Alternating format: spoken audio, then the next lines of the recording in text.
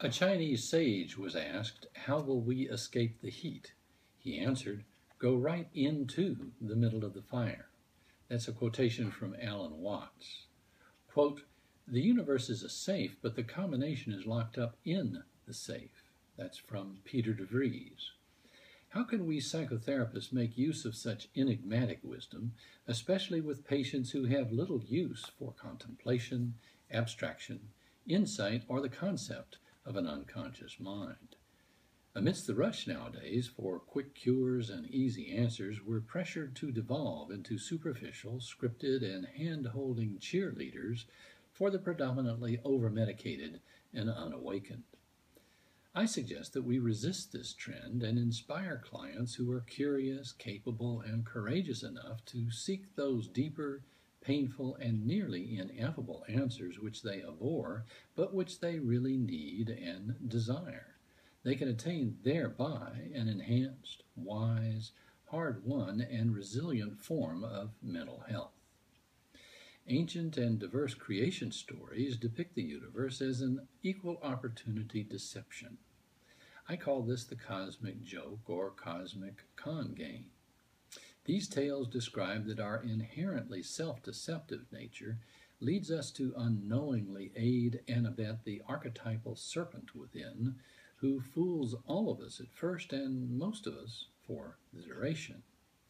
We're wired to make sense, or rather nonsense, of reality by splitting it up into tidy and oversimplified this or that dualities.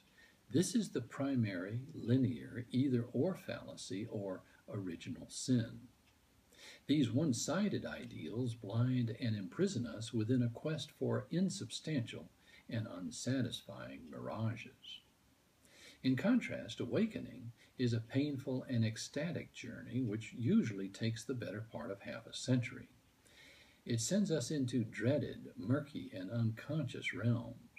It requires us to sidestep tempting decoys along the way, such as something for nothing. There's always a cost, even for enlightenment. In order to get the cosmic joke, we must upgrade to paradoxical, both and or centered logic, which we can use to construct those uncommon fountainheads which can tap into overlooked subterranean waters, the only waters which can really quench our thirst. Only the poetic lyrics of paradox can reconcile, integrate, and vastly transcend two-dimensional opposites in order to reveal a more accurate, multidimensional, and enlarged realism. As Wittgenstein put it, my aim is to teach you to pass from a position of disguised nonsense to something that is patent nonsense. Paradox also happens to be the basis of humor. It enables us to get the terrible joke. If our deepest answers are not funny, they are not profound, but if we don't get the joke, it's profoundly not funny. It takes uncommon courage, work, and nonconformity to decipher this uncanny logic. Normally, it wouldn't occur to us to suspend our compulsive quest for those mirages out there long enough to stop and turn our gaze within, where we have a chance to find our intrinsic and ultimately wise higher self hidden among other unconscious and childish part selves. At first, we regard this turning inwards as a mere retreat or consolation prize after the universe forcibly derails our supposedly more important external quests.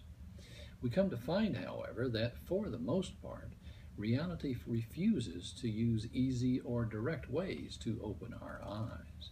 Instead, it prefers to deprive, defeat, and trick us into stumbling upon the priceless treasures of our very soul. We come equipped with tunnel vision that blinds us to the very naked realism that could disabuse us from our naive, grand, and self-defeating misassumptions. Deeper integrative insights are the cure indeed, but they lead us into the fire. No wonder we resist our own enlightenment again and again, long after we gain momentary glimpses of the beautiful and terrible truth, at least during those first 9 or 10 decades of life. Along any route, we discover that further mere renovations will not suffice. We must tear down or deconstruct our whole house of pseudo-certainty and misperception and rebuild it upon those more stable foundations of doubt, humility, and curiosity. We need extensive education so that we can eventually teach ourselves that which cannot be taught or even said. We must have the courage to march willingly and nakedly into the paradoxical fire where opposites are annealed into an integrated and more comprehensive reality. Life's cruelly compassionate job is to relentlessly shatter our most revered ideals. It expels us all thereby from the too good to be true and thus self-deceiving garden. We don't usually regard this as good news. This is reality's tough love. It's nothing personal. It's how the universe trips us up, shakes us down, and strips us clean in order to wise us up and give us so much more. It shows us what kind of fools we are so that we can begin to join the 1 out of 10 who manage to accept reality as it is and attain deeper wisdom. Once we engage this goal, we find there's no time to waste.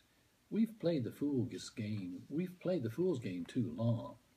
It's counterproductive of us to try to provide perfect childhoods. When they're ready, let's teach children to cultivate the immense courage they'll need to get back up, persevere, go against the crowd, and redefine their lives after the cosmic con game strips them too of everything that they think gives their lives meaning and hope. We can't shelter them from this agonizing, dangerous, and enriching crucible. Moreover, we can't get to the joke for them or anyone else. We're all in this alone, as Lily Tomlinson says. Most of us and our children will fail and or unknowingly decline this ultimate test. Some won't survive it. Standing by helplessly as they grapple with this dilemma is by far the most challenging part of being a parent. And we'll stop there.